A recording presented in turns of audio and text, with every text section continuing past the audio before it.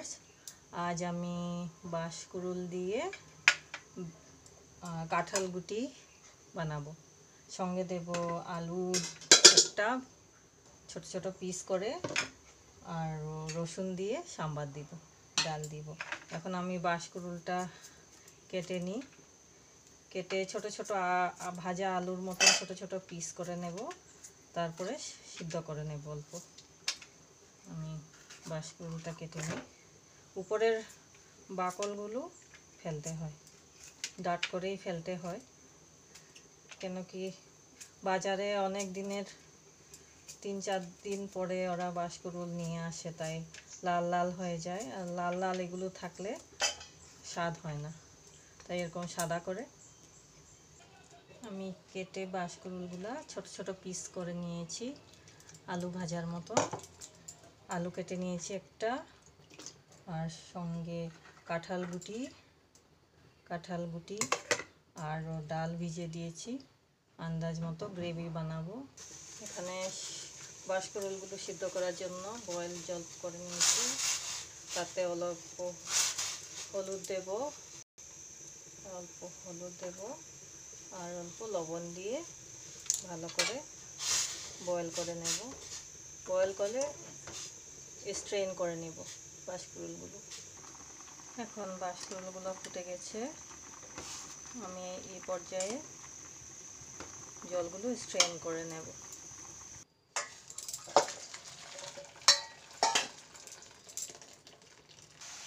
আমি কড়াইটা তুলে সামান্য, সবসময় করি, গরম জল দিয়ে আমি জলগুলো ফেলে দিই। কেন কি সাবানে যা কেমিক্যাল থাকে তা জল বয়েল করে ফেলে দিলে সঙ্গে চলে যায়, আর একটা সাবানের গন্ধ ভাবটাও চলে যায়। আমি তেল দিয়ে দিয়েছি, আমার তেল গরম হয়ে গেছে। আমি রসুন দেব আর শুকনো মরিচ দেব, দিয়ে লাল হয়ে গেছে আমার রসুন। সঙ্গে আলু আর কাঁঠাল গুটিগুলো ঢেলে দেবো। গ্যাসটা আঁচ ছোটো করে দেবো। এভাবে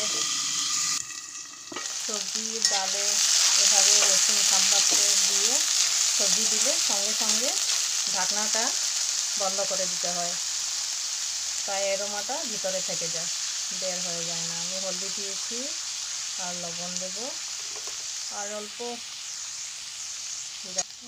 সামান্য লাল মরিচ দিয়েছি। এখন ভাজা ভাজা করবো, ছোটো করে আঁচ ভাজা ভাজা করে ঢেকে রাখবো কিছুক্ষণ। মাঝখানে 5 মিনিট পর দেখবো ভাজা ভাজা হয়ে গেছে না।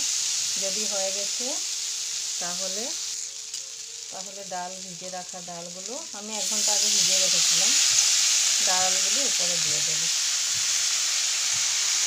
আর সঙ্গে স্ট্রেন করে রাখা বাঁশকুড়ুলগুলো দিয়ে দেবো। দিয়ে খুন্তি লাগাবো না, খুন্তির ভিতরে নড়াচড়া করবো না, এভাবেই দিয়ে ছোটো করে রেখে দেবো। ডালগুলো অল্প সিদ্ধ হয়ে গেলে 50%, তখন জল দিয়ে নাড়াচাড়া করব।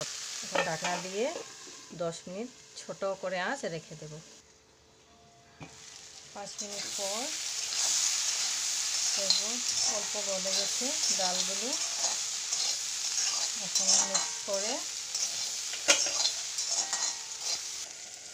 সব মিক্স করে ভালো করে কষিয়ে গরম জল ঢেলে দেবো। আমার কাছে বয়েল করা জল রেখে দিই সবসময় সবজিতে দেওয়ার জন্য। আর এখন 10-15 মিনিট আর খুন্তি লাগাবো না, নাড়াচাড়া করে রেখে দেবো ছোটো আঁচ করে গেছে। 5 মিনিট পর আমার ডালগুলো ফুটে গেছে, আলুগুলো প্রায় সিদ্ধ হয়ে গেছে। এখন আমি আরও 10 মিনিট ছোটো করে রেখে দেব। ছোটো করে আঁচটা সবজি হওয়ার পর রেখে দেবে। আর আমার এমনিও লোহার কড়াই, আয়রন কাস্টের, তাই ওই গরমভাবে তরকারিগুলো অনেক সুন্দর করে হয়ে যায়, মজা মজা ভাব, আর গ্রেভিটাও সুন্দর হয়ে যায়।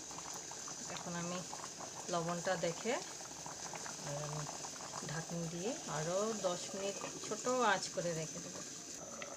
আমি 10 মিনিট পর আমারগুলো সবজি মজে গেছে। আলু কয়েকটা আমি ম্যাশ করে দিই, মশলা ছাড়া শুধু মরিচ আর রসুন সাম্বার দিয়ে হলুদ লবণ দিয়ে অনেক স্বাদ হয়। আপনারা খেয়ে দেখবেন রান্না করে, সবজির টেস্টটা আসে ভালো করে। হয়ে গেছে আমার, কাঁচামরিচ দিয়েছি তাই অল্প ঝাল হবে। এখন ঢেলে নেব। কিছুক্ষণ কড়াইতে রেখে দিয়েছিলাম, আমার আয়রন কাস্ট, তাই আয়রন কাস্টের গরম অনেক হয়। এখন হলুদ পাতা, কচি হলুদ পাতা দিয়ে দেব। এটার অনেক গুণ আছে হলুদের, জানেনই। এক তো ফ্লেভারের জন্য দিয়ে থাকে, তারপরে এটা কোনো ব্যাকটেরিয়া জার্মস থাকলে সেগুলোকে হার্ম করে, আর অ্যান্টিঅক্সিডেন্টে ভরা, তাই দিয়ে ঢেকে রাখবো, ফ্লেভারটা ভিতরে যাবে সবজিতে।